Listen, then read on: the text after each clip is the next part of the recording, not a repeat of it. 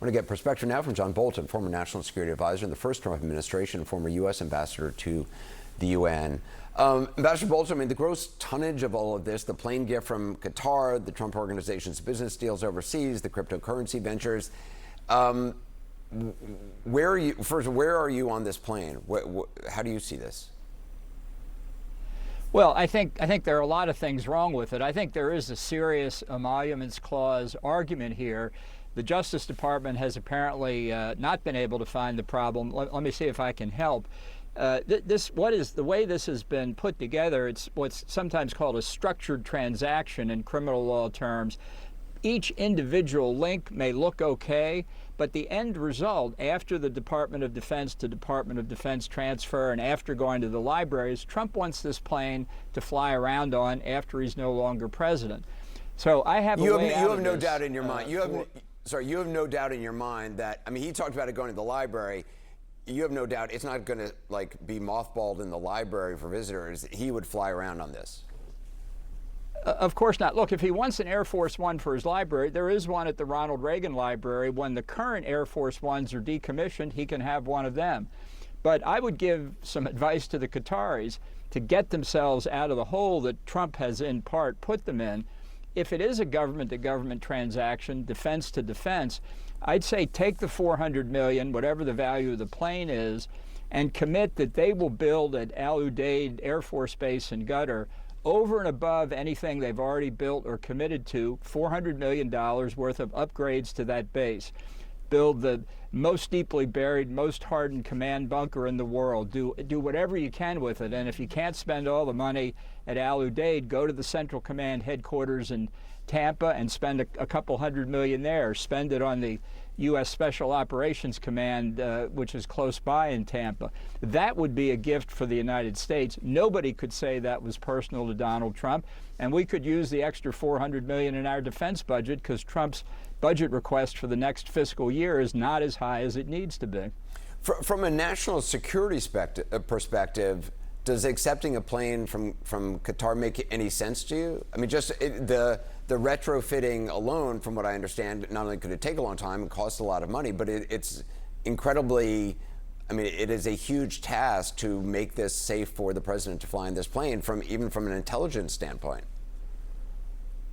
Well, wouldn't matter if it was from Qatar. If it was from Great Britain, you'd have to go through the same security precautions. Now, Trump can waive all of them, but it would be a huge mistake. The Air Force One is not a flying palace. I mean, take it as a former passenger. It's a flying office. It's the White House in the air with incredible facilities and capabilities that many of which are classified. I'm sure this is a beautiful plane. But does it have aerial refueling capabilities? Does it have secure communications? I think the refurbishing might take as long as the rest of Trump's remaining time in office. I'm not sure he really cares about that because he doesn't necessarily want it while he's in office. He wants it after he's gone. And that's why the way this structuring of the transaction has worked is that it gives DOJ, well, apparently they think they found a way around the emoluments clause. I think they're wrong if you look at the whole thing and what the purpose in Trump's mind really is. Where do you stand on the change vis-a-vis Syria and its leader? Well, I don't understand why it's being done this way.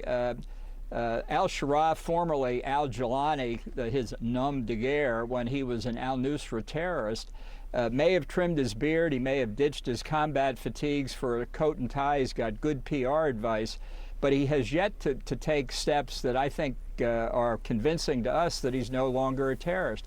I'm glad that he's anti-Iran. That's a big negative for Iran, and we should take advantage of that.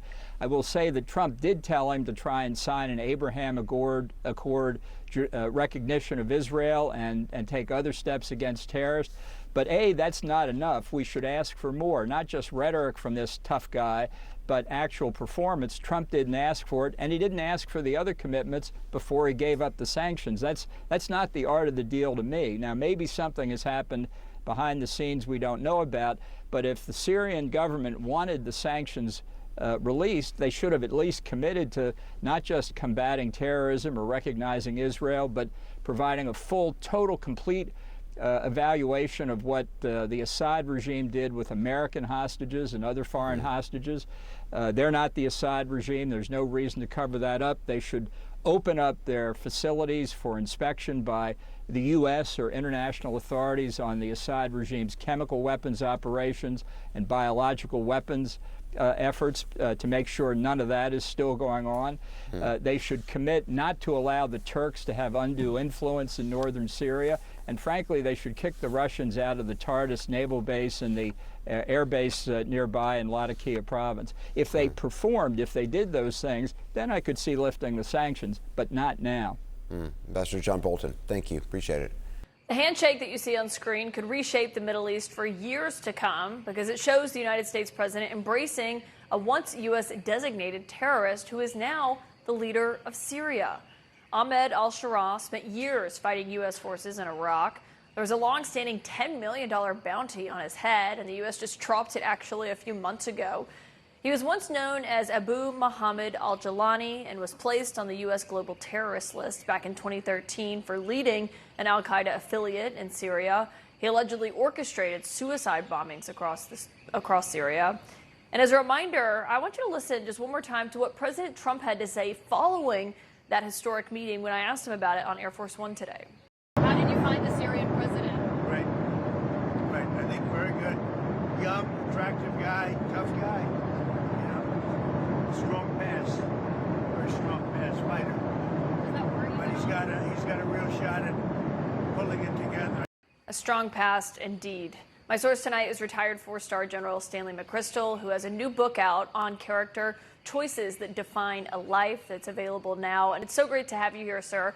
On what the president was just saying there in this meeting, which is, I mean, nothing short of historic between the two of them.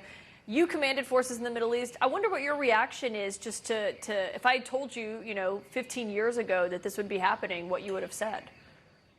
Well, I probably would have said unlikely, but the reality is people who are our enemies often evolve into not being our enemies, and people who were terrorists evolve into something else. Menachem Begin was a terrorist in his early days. Nelson Mandela was labeled a terrorist. And so many people who feel very strongly about something actually exhibit a force of will, and then they can mature and evolve into being more. I'm not sure if that's the case here, but I think we need to be open-eyed and open-minded about it and give it a shot. Yeah, we've seen some hope for what this could mean for Syria. I mean, that's certainly the president's view of this, as he kind of sees it as an economic lifeline. He really wants Syria to sign on to the Abraham Accords and normalize relations with Israel. He did seem to note that that's further down the road if it happens. I wonder if you see that happening anytime soon. Yeah, I actually think it's possible. I think the Mideast is in a period in which the tectonic plates are mobile now. They're not all moving like we'd like them to, but there's an opportunity for progress. Now, there are certain very recalcitrant issues that still stay and some opposition, Iran and whatnot. But the reality is we've got regimes and leaders who are interested in a different future. And that could give a lot of options. Now, the United States role, I think, is critical here. We can't just be following. We can't just be doing what other countries want. We've got to have a plan, and we've got to play an activist role in it, in my view. Yeah, obviously the geopolitics seem to be scrambled in a real way. We're in Doha right now, and the Qataris, as you know, they've got a big military base here. They've been key mediators when it comes to hostages being released by Hamas and trying to end the war there. A lot of the scrutiny, though, in this particular visit has focused on the administration's plans to accept that luxury jet from Qatar. I just wonder if that is something that you personally, given your experience, would you recommend that? How do you see that? I think it's problematic. As an American, I don't feel very good about it, simply because I think it projects a view of American character, what we're willing to do in a way that I'm not comfortable with. Now, I'll leave it to legal people to argue about whether the Emoluments Clause or other things, whether they can make it work. But I would rather him not do it. And I think that in the long run, it's not either a good optic or a good reality for the relationship.